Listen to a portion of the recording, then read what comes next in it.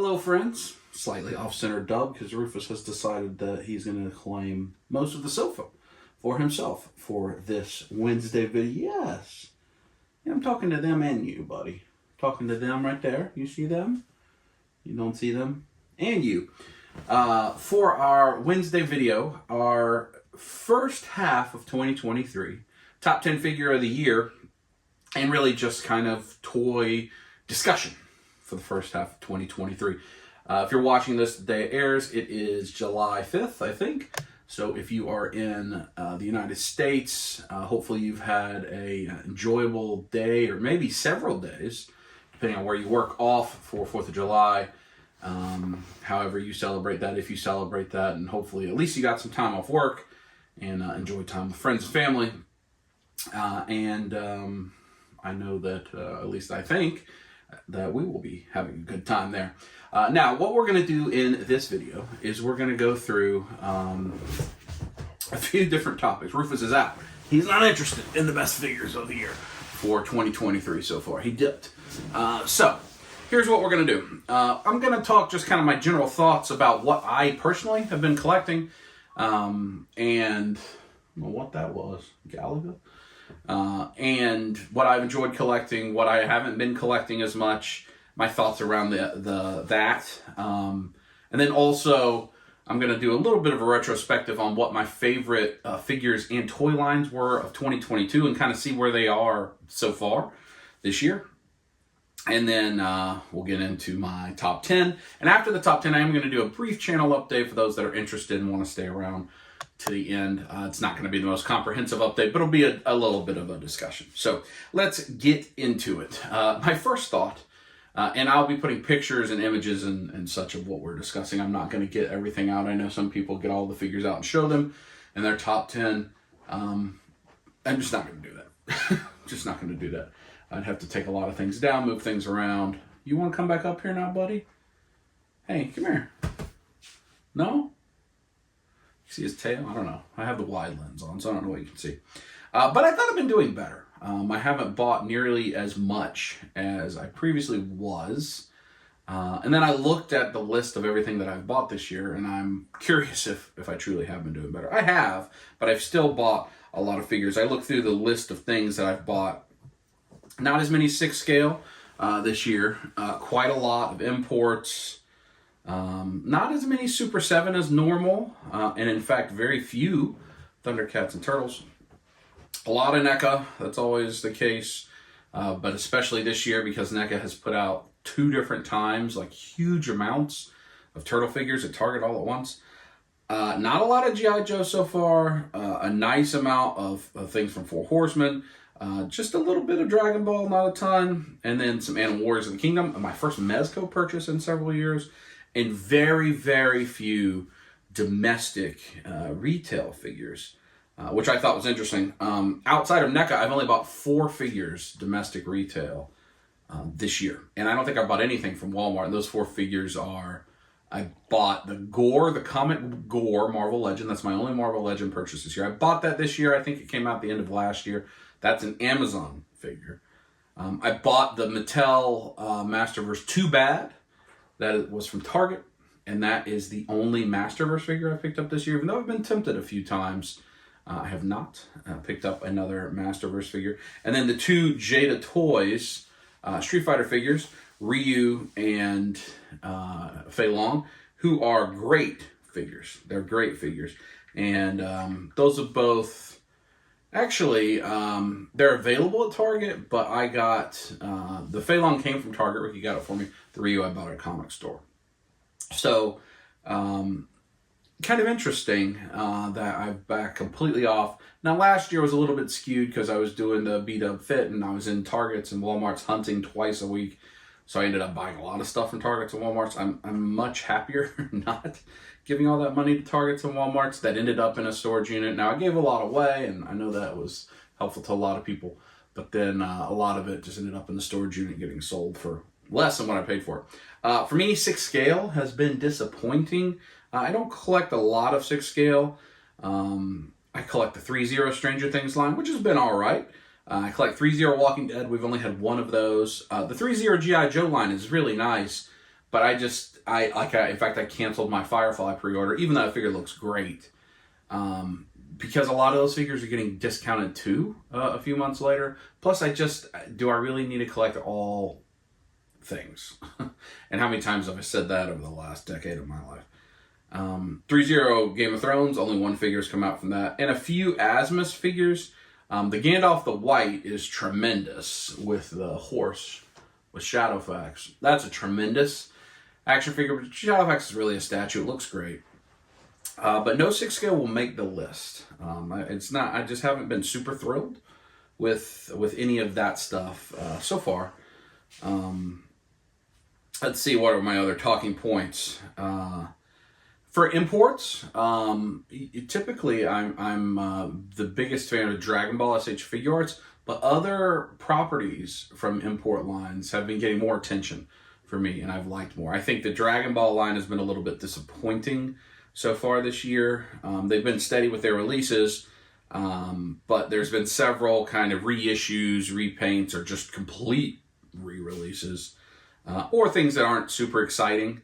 But the line's still one I obviously enjoy very much. But it's not been the strongest year for them. But other things, especially at SH Figuarts, and some other lines have been really great. So let's look at the way I ranked figures last year. So my just overall figure of the year was the NECA Last Ronin figure. I'm going in my notes here.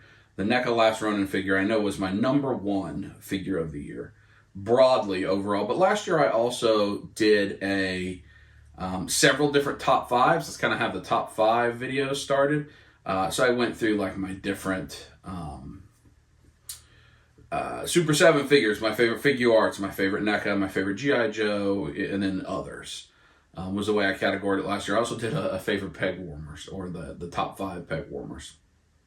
And then I did figure lines of the year. We'll talk about that more in a minute. But my overall top 10, my #1 figure was the NECA Last Ronin figure. #2, G.I. Joe Classified Serpentor. And #3, Super 7 Ray Fillet. So those are my top 3. And there won't be a Super 7 or a G.I. Joe Classified on this list. This coming thing. Well, there will be a Super 7 product, as an honorable mention. There will be NECA, but not as much as you would think. So certainly this year has been a little bit different in terms of overall figures. But then one thing I wanted to talk about, the way I look at best toy line of the year, is I've got several things that impact my decision making. So I don't just look at what I like the most, because that can be skewed based on a lot of different factors. Who do I might know people that work at the company, or the IP, like Turtles, is the strongest attachment to me, or whatever. So those things factor in, of course, but I really try to look at it objectively. And so I do a calculation. How many figures did they put out? That certainly has a factor. Too many can be a bad thing. Too few can be a bad thing. Well, are they in the sweet spot for me? Which for me, I think is around a 1 to, maybe 2-ish figures a month on average would be nice. Some lines need to be less than that because they're more expensive, but somewhere in that realm. But then how can you get them? How available are they? What percentage of your releases are exclusive? That is a big negative for me, and I think a big negative for a lot of us in the toy community, especially if they are exclusives that are very challenging to get. So there are things that are, for instance, a Big Bad Toy Store exclusive that are pretty easy, that are kind of like an open order. Those not as bad as some of the Target pre-order, especially in the early years of G.I. Joe Classified, Target pre-order or Target Cobra Island stuff that's just almost impossible to get. Or the NECA Turtle Target stuff that could be very challenging to get. Or for, the Stan Sakai Usagi, you got to pay $200 for a signed one type figure. Things like that. Those are detractors for me. Now, for some people, they're not, because they enjoy the chase. They enjoy things being of more value in collecting. But I want to, basically, I want to look at a company or a toy line and say, if I have the money, can I get this? At the retail price? That's certainly a big factor. And then, what's the variety figures. Are they new? Doesn't have to be new sculpts. I understand the toy industry. Like, a lot of things are going to get reused over and over again. Molds are expensive. Tooling is expensive. They got to get their money out of that. It's a business. I get it. But how many things are at least new characters? Or is it all, frequently reissues and repaints? It'll certainly detract. So those types of things are what I factor in. Price point certainly matters. The value for the price. And I look at it in a year. Not like my total history with that toy line, because sometimes toy lines have really great years and then the next year's not as good. So last year, my top 5 toy lines.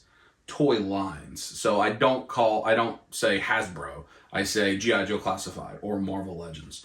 Now with the smaller companies, I've kind of grouped them together. For instance, with Four Horsemen, with Mythic Legions and Figuarts Obscura. Figuarts Obscura with only, a few figures last year total. Wasn't a separate line, so I kind of grouped that together. This year, it'll probably be grouped separate. Mythic Legions, Cosmic Legions, and so forth. So it just depends on how much is available. But last year, my number 5 toy line of the year last year was G.I. Joe Classified. I wanted to put it number 1, but they were at 46% exclusives. That just stinks. It just stinks. For them, very few figures have come out this year. Looks like a very backloaded year now. They've taken tons of pre-orders, but the His Tank's not out. Hopefully that comes out later this year. And most of what they've put out has been repaints. Python Patrol, Tiger Force, Target stuff. And I think they only have like 8 figures out this year. So it seems to be a backloaded year for G.I. Joe Classified. Number 4 last year was Mythic Legions, Four Horsemen Studios. Only at number 4 and not higher, because in last year's set of releases, there was only 1 regular wave. 2 of the waves were repaints, basically, reissues, Legion Builder waves. At least that I got. Now, maybe I have that wrong, but Legion Builder Reinforcements, Deluxe Legion Builders. And those, I don't factor those as highly as brand new things, because I already have that figure. So the Alithia wave was a tremendous wave, probably the best wave, if not a top 3 wave of figures last year for me. But a lot of what they put out was, army builders and re-release and stuff, which is great. But for the toy line broadly, but in a year, it doesn't help as much in the way I view it. Number 3 was NECA TMNT Comics. So with NECA TMNT getting so ridiculous, I have subdivided those groups. So the comic line was my 3rd favorite toy line of the year last year. The only exclusive, they did the Loot Crate and the Auto Tee, and those are pain in the butt exclusives, but they had a bunch of figures that weren't exclusive, and they were just beautiful. New sculpts, almost everything was brand new in that line, especially the Mirage stuff I really like. Number 2 is the Universal Monsters TMNT line. Certainly a small line, but big enough for me to count last year. Those are all broadly available. And my number 1 toy line last year was Super 7 Teenage Mutant Ninja Turtles, who had a bunch. It's 16 releases last year. And I think we basically have just 1 set of repaints this year, and that's it. I don't think we have anything else. And it looks like it's all backloaded and all going to release all at once in the fall again, which is a pain in the butt. But those are my top 5. There will be a Universal Monsters reference on this list. There won't be any Super 7 TMNT. There'll be a little, I don't know that there'll be NECA comic. Even though they put out some good stuff, there certainly will be Four Horsemen, and there won't be G.I. Joe. So those that were the strongest, only one of them, in my opinion, is really having a very, very strong this year so far. So I think that's interesting, and especially like Super 7 TMNT, most of those figures came out in Q4, so now we're in a big lull. So that's the way I look at it. You can go back and watch those videos if you're interested. But let's get into what I think are the 10 best figures for the first half of this year, 2023. Now, first, I have to have an honorable mention discussion about what is the coolest toy I've picked up this year, but it's not a figure. And that is the Super 7 Thunder Tank. So for everything I said about Super 7 not releasing a lot of stuff, that is true. But the Thunder Tank did deliver this year, and it's awesome. It's sitting right there. It's huge. I am really concerned. So I have the third-party NECA Turtle Party Wagon over here somewhere. I have this Transforming Optimus Prime, which is not a small figure. I have the Thunder Tank, I have a His Tank coming. I have the NECA Party Wagon coming. I have the Super 7 Party Wagon coming.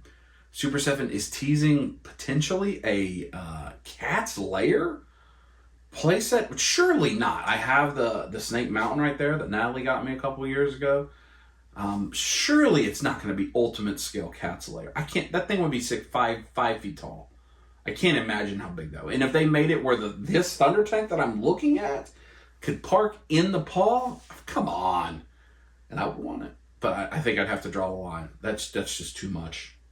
But I already feel like I need a toy room garage for all of these vehicles, which I actually think would be kind of a cool thing to build or to customize. But I don't know where you put it. But I think, this Thunder Tank basically is sitting under a coffee table. It's so big. It's tremendous. It's fun. It rolls. It plays. Now, we had a lot of fun playing with it when we opened it. But then I put it here with my Thundercats display, and it hasn't moved. And I need to play with it more. It's awesome. Is it worth the money? That's up to you, right? How hard do you have to work for that money? How many hours do you have to put in?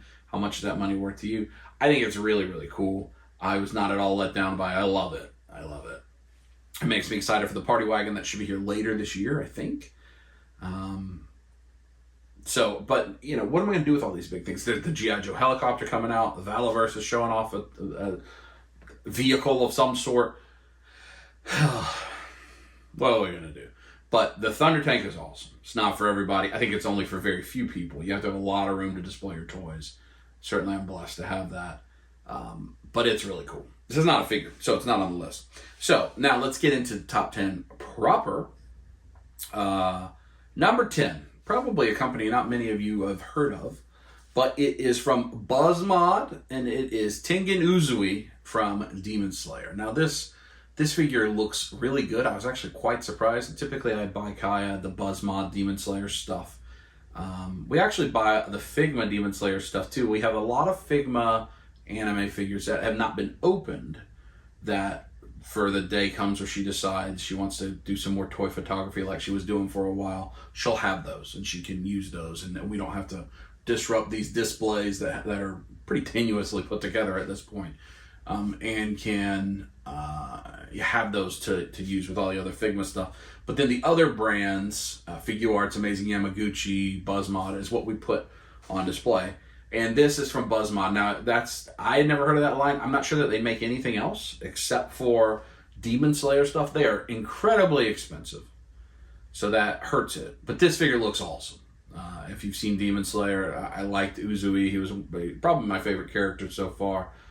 Truly, I say Inosuke is my favorite character because he makes me laugh, but I think Uzui was my favorite character so far, and the way he wields the two blades and all of that stuff. And this figure looks like it jumped right out of the anime. Now, BuzzMod, the way I talk about it is it's kind of like Figma meets Mezco, in that there's similar Figma or SH Figuarts, or even maybe Mafex articulation scheme and import company, but they have a lot of soft goods on them. So they're an interesting toy line. But this figure was too good. It was too much fun to play with, mess around with, and so he made it. Number 10, BuzzMod Uzui. Number 9, we get into my first NECA, maybe my only NECA figure. Surprisingly enough, my favorite one so far this year is NECA Invisible Man Donatello. I picked that up around spring break at a comic store in Tennessee when Kaya was when she had her color guard competition. He's so much fun. The invisible shell, invisible head, all the ways you can display him, all the different things. He's a lot of fun. I look at all the NECA figures that have come in this year. Looks like 25 or so Turtles figures. Also Grimsword and Warduke. I think that Warduke is really good. I picked them up. Brooklyn and Broadway, the most recent Gargoyles figures, are really good. And I mean, you got the Lawson 4-pack of Turtles, the Colossus Napoleon. There's some really, really good NECA releases this year. I am sour that NECA is dropping them all at once so often and asking for $500-600 suddenly. I just don't like that, and I know you don't have to buy it, but then the FOMO sets in, and at the same time, these things will probably be available, but I don't know. But this Invisible Man Donatello, I haven't seen it widely released. I've only seen it that one time in the comic store. I don't know that it's been fully released yet. I'm not sure. But it's awesome, and it has all the different accessories that really make it. And that toy line is really fun. May not be for everybody, but it is really fun. And you can get it anywhere. Eventually, your pre-orders will get filled. Moving on, number 8, back to another import, and a toy company that most of you have probably heard some of, but maybe don't collect, and that is Amazing Yamaguchi. It's Revoltech, I think. Amazing Yamaguchi Endeavor from My Hero Academia. He's up there in the display with the My Hero figures. Another one that we collect as a family. He is tremendous. Both he and Hawks. Hawks almost made this list too. The amount of flame effects that this figure comes with is unbelievable. I couldn't even understand where I was supposed to put all the flame effects. The different eyepieces with flames and different expressions. What I think that they've done a really nice job with Amazing Yamaguchi. I used to have all of them before I sold, the fire sale of my collection. And Amazing Yamaguchi, the line itself, it just covers everything. So like number 20 may be Endeavor, number 21 may be Batman, number 22 may be Spider-Man. So I think that's interesting. It's the artist that is creating these.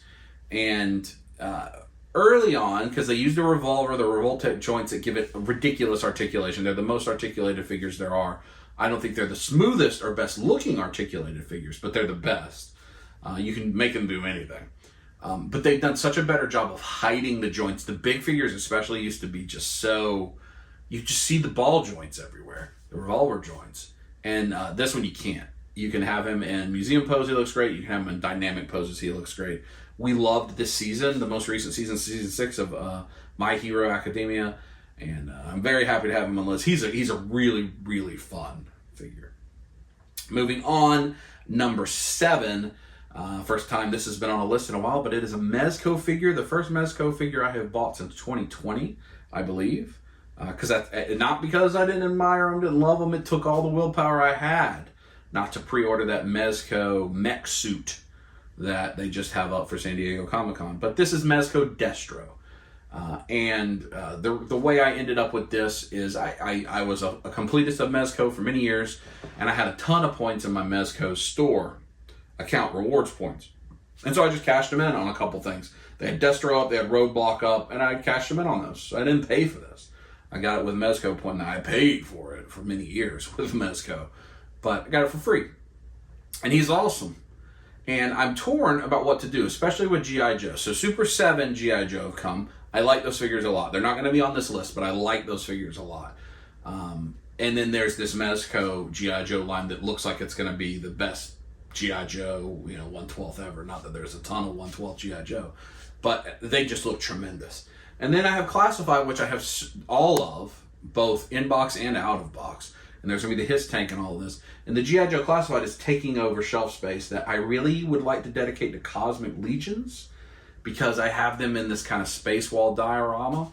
And I think Cosmic would look great there. But I have nowhere else to move the G.I. Joe to, which means they may move into the take a picture set of my figures. So I have figures I display. And then I have figures that I have in bins, tubs, or in their boxes to take out and take pictures of. That's kind of the new way I've been collecting, so that I can pick up some things that maybe I don't want to display, but I would like to have. I'd like to play with at my desk. I want to take pictures of. So G.I. Joe may move into that category where only a few of the Classified gets displayed, maybe with the Hiss tank or whatever. But then the Super 7 G.I. Joe's on display. I don't have this Mezco Destro on display, but he's my favorite G.I. Joe figure to have. So he's great. All the accessories he comes with. I'm really excited for this line. I just got to figure out what I'm going to do with it. Moving to number 6, and we're going to get a little run here in a row. Number 6, Mythic Legion Swig. I love the goblins from Mythic Legions. I think they're my favorite. I have all of them but a bog goblin. If anybody has a bog goblin, I really need a bog goblin. I don't want to pay $200 for it. But Swig is like a goblin wizard, is the way I view it. Like, he has potions. It looks like he can cast spells. A newly updated head. I think he had soft goods on him. He was just a lot of fun. If he doesn't have soft, he's got soft goods skirt piece. It's got a hood. This was in the All-Stars 5+, I think I have that right, wave that actually got from pre-order to customer in under a year. I think like 8 or 9 months it felt like. which was tremendous. And he was my favorite of the regular figures from that line. Again, Goblin. Now that line is really good. That wave of figures. The Xylarian Guard almost made this list. Dubon almost made this list. But, you know, we all have the things we like, and I like the Goblins, and so Swig made it for me. And I think that the Horsemen are really at a high level for Horsemen Studios right now. It was interesting. We were at Joe Fest, and Valaverse had a panel where they debuted that they're going to have this vehicle, and it's going to be under $200, between $175 and $190, which is an amazing price compared to what we're paying for other things. And it does seem to have, I mean, you say they don't have to pay for a license, but it seems like it's licensed by the vehicle manufacturer. It's a real life vehicle. So that's interesting. But one of the big things that they announced there was they're lowering their prices, in some cases by like 10%, even more, I think, in a couple cases, 10, 15%. And his statement was, the line is growing in popularity, we get more orders, therefore our cost per item comes down, and we're going to pass that savings on to the customer. But one thing I will say about Valaverse is their reuse of parts is really high. Like a lot of the tooling gets used over and over again, like any toy line. No issues with that. And then I heard Jeremy Gerard on Mythic Conversations recently say that one of the things that Four Horsemen is trying to do for the same thing, the line has grown, we're getting more orders in, is we want to put more in the package for the same price. And that is very much true. You look at what you're getting for $37 from Four Horsemen today, and you compare it to what you got for $37 just a year ago. Now you're getting really luxurious soft goods, sometimes also plastic goods if you want to switch them out. You're getting 6-8 hands. Sometimes you're getting an alternate portrait, a ton of weapons. It's remarkable that they're getting all that in the package and charging the same price. So it's the same kind of model, right? They could just continue to sell you the same general assortment of items for the same price and they make more profit. But they're instead giving more to the customer. So two different independent toy lines, both rewarding customers with more value for their dollar. Two different methods to do it, but more values for their dollar.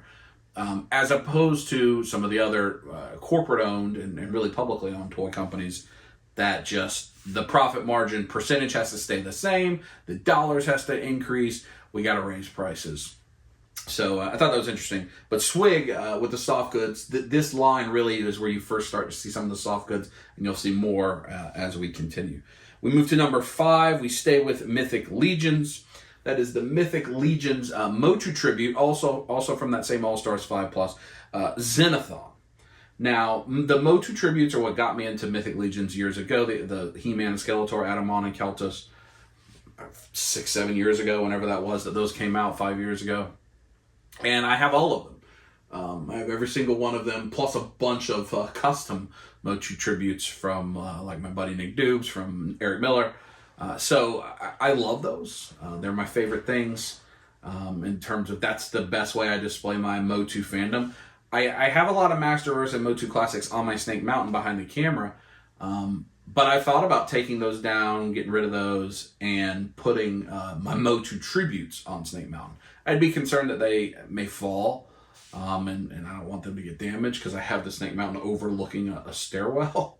And I'm a little bit less concerned about a Masterverse figure falling and breaking. So, but I thought about that over and over again, is letting Snake Mountain be the display for the Motu. But Xenothon, the colors on him just work for me. And the big wings, again, all this packed in the package, those huge wings, $37. I like this figure so much, I've actually customized the second one. I like the gray orc body, thanks to my man Kent Poole. He sent me some gray orc pieces, and I customized and made like a gold armor gray orc myself. And the colors on this guy really straight. It's a Stratos tribute, and they just really pop. I really like them. I've been attracted to him since they released him. And I like him a lot. Number 4, continuing along with Mythic Legions, War of the Aetherblade. I'm cheating here. I'm putting the Attila and Gorgo Aetherblade 2-pack together. Now, this it's probably a touchy subject for some people. It is an exclusive, so to speak. You had to back either through the Forge Founder or the Kickstarter, but you had to crowdfund the video game. And these were reward tiers for the video game.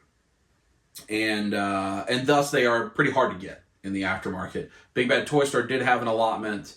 I think Collectibles, I think one of the stores in Canada maybe had an allotment, but that's it. And so you had to pay an aftermarket price if you didn't do that Kickstarter. And these I don't think will be available. So these are more true exclusives, that whole line. But these two figures, what you get in the package is unbelievable. The soft goods in these, the huge shields with the crests on them, the swords are really nice. The big hammer, you look at the sculpt details. And even though these are version 2s of characters, there's a lot of updated parts. It's not just a re-release. There's new paintwork, new sculpting on the armor. Really, really nice. I couldn't pick between them, and I didn't want to separate them because they do come together. They are their own release. You can't buy one without the other. But they are just tremendous. And to what I've been talking about with the more value in the package, you look at this and go, well, that's a lot that you're getting in that package. That is a Mezco level of stuff that you're getting in the package, which a Mezco figure is the cost of these two figures together for one single Mezco figure. So certainly kudos to the Four Horsemen in the Mythic Legions line.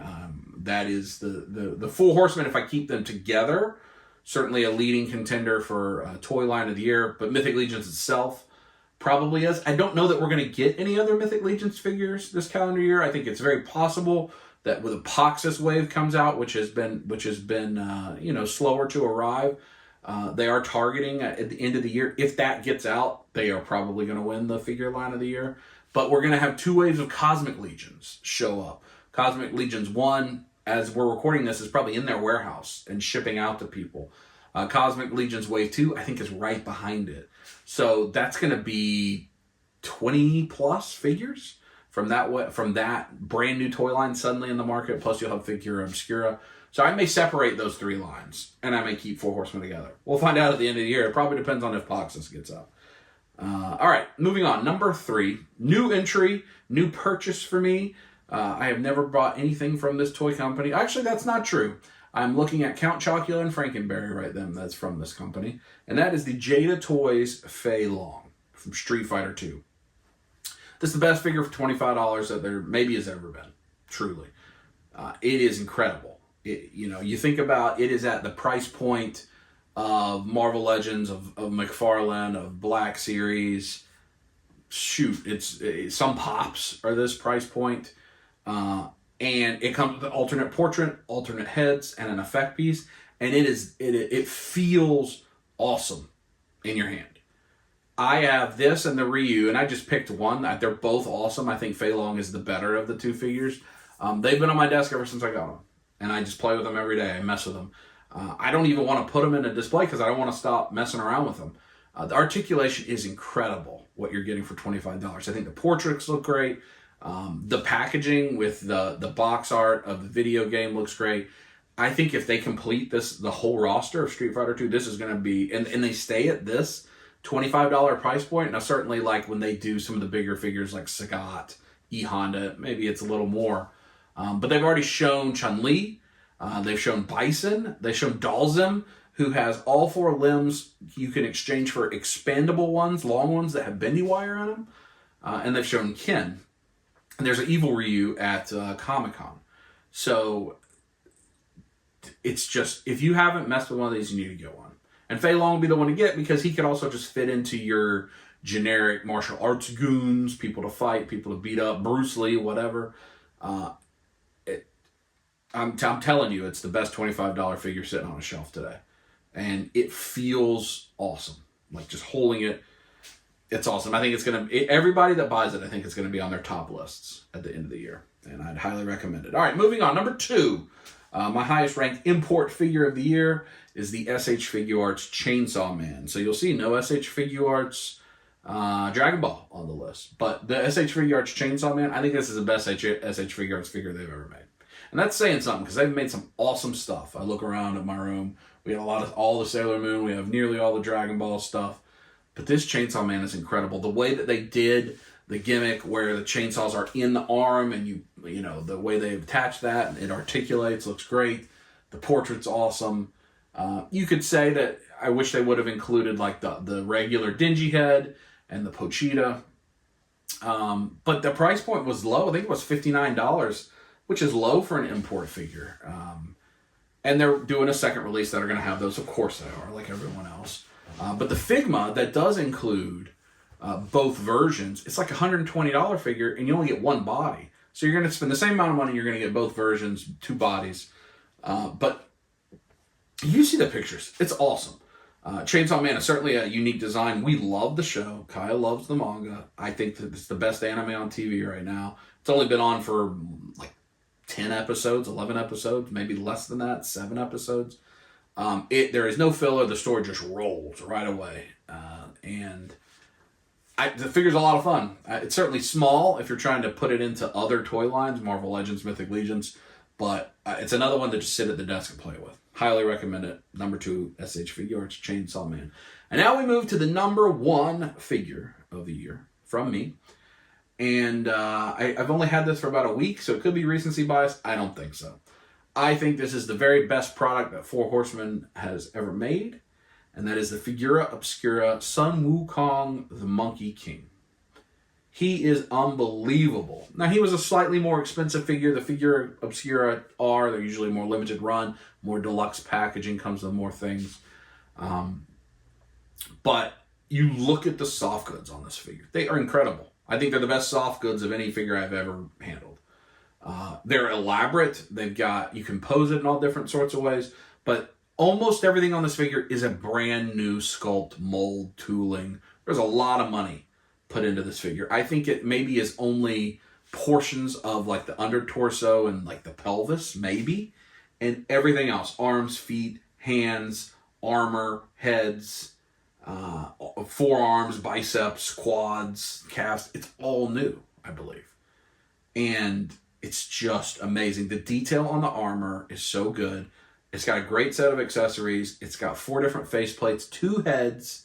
It's got the crown with the feathers. And they know that people like to customize and play around with these figures. So I think one of the coolest things is it comes with 2 sets of feet, 3 sets of hands, and 2 heads. So you can pose your Monkey King one way, and you've got monkey hands, monkey feet, and a monkey head that you can put on a different Mythic Legions figure and have a monkey knight or a monkey dwarf or a monkey whatever. And I'm going to be doing that. I actually have a custom in mind. We'll probably cover that on an upcoming video. But, you know, a little tease is look up what Sun Wukong is also called in Japan and look up what he inspired. And you'll see what direction I want to go with that. But the Monkey King figure is amazing. And Figura Obscura, if you're not familiar, is a separate line. It is not Mythic Legions. It's not Cosmic Legions. It's things that come out of like classic literature or myth storytelling. So they've had a Headless Horseman. They've had 2 Krampuses. And they've had Father Christmas, like a Santa figure. And then there's another Headless Horseman and another Santa Father Christmas retailer version of for pre-order. So it's that type of thing. So you think about Bigfoot or a Yeti, those types of things I think are potential candidates. Maybe an Easter Bunny, who knows? But it's that world of stuff that is public domain type things. Sun Wukong from Journey to the West. And this figure, I think, really took everybody aback. They expected some sort of something else, maybe holiday themed, because it was around Easter time that I think this went up for pre-order, or not long after that. But it is awesome. It is awesome. I think it was $60 was the retail price. I don't think you can get anything better at that price point for what this looks like. It's really, really, truly tremendous. I think they will have them at some of their shows. So if you go see the Mythic Legion, the Four Horsemen at PowerCon, for instance, coming up in a month, or you go to Legions Con or some of their shows, they have had the Headless Horseman at their table. They have had Father Christmas, Krampus. I don't know about Krampus, but Father Christmas I've seen at the table. So there's a chance you can still pick this up at the regular price. He's awesome. If I saw him at the table, I'd probably pick another 1 or 2 up, just because the parts on this are so good to customize, but he himself is so good that I don't want to rob all his parts. I want to have him on display. So that is my figure of the year, and that's my top 10 for the first half of this year. So I look at it, we've got 4 products from Four Horsemen Studios. So they're certainly the front runner for line of the year. 1 Figuarts, 1 Jada, 1 Mezco, 1 Revoltech, 1 NECA, 1 Buzzmod. So a good spread, other than the things coming from Four Horsemen Studios. Nothing Super 7 TMNT, even though the Thunder Tank's on there, which is Thundercats. None of the exclusive Turtle stuff, so no movies, no tune. I think that'll change when the 4-pack Samurai Ninja Turtle 3 come out from Comic-Con.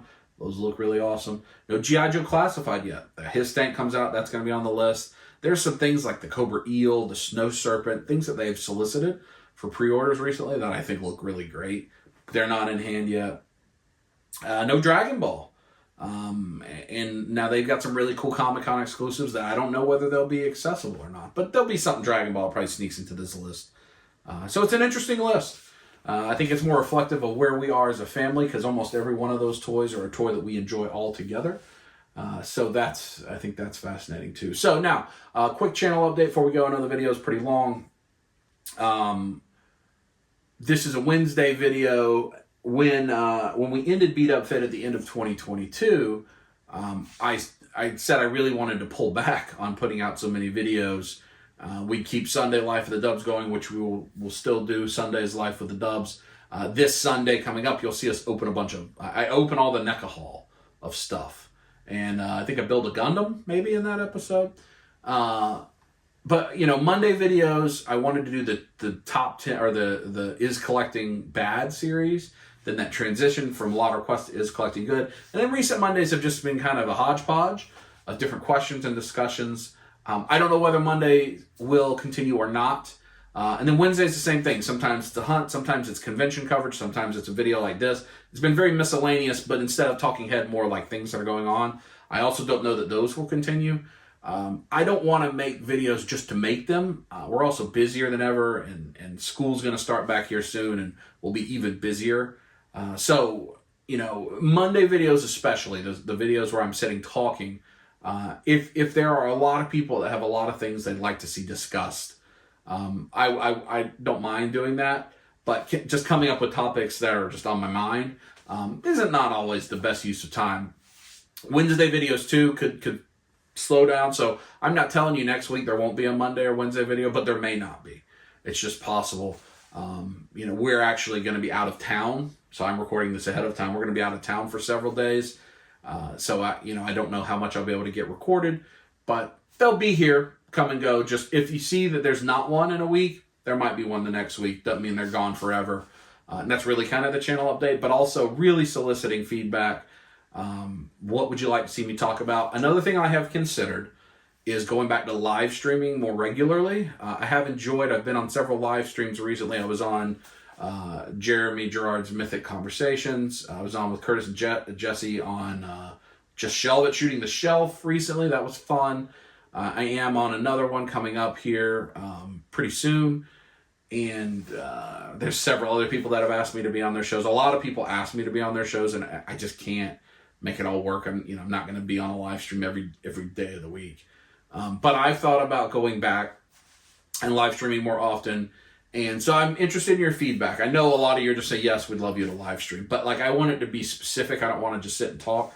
So whether it's, there's a lot of figure news things that I watch, updates on what's been released, pre-orders. I don't know if people are interested in that or not. I don't know that I'm interested in making that or not. I've also thought about trying to convince some of my friends to do a regular live stream that is kind of just us sitting and talking about figure news and what's going on in our life, and then maybe some sort of dumb challenge or something. But then that's also getting other people to commit to pretty regular things. So if you're interested in live streams, you get a lot of them from a lot of people. So I don't want to just have a live stream just to have a live stream. I'd be interested in reading your comments about what you'd like to see in that, and how often. Certainly people say every day, every week. I don't know that it'll be weekly. It could be every other week. That's possible. For those of you that are my friends that are watching this, if you're still watching this, if you're interested, hit me up. I know we've all talked about doing something a little more often. So I'm interested, and that maybe would replace the Wednesday videos or the Monday videos with a live stream another day of the week. So we'll see. Anyway, that's my top 10. I hope you all have had a good holiday and whatever you've been doing this week, and enjoy the Wednesday video. Enjoy the list. Let me know your favorite figures of the year so far. And I'll talk to you next time. Squeeze it.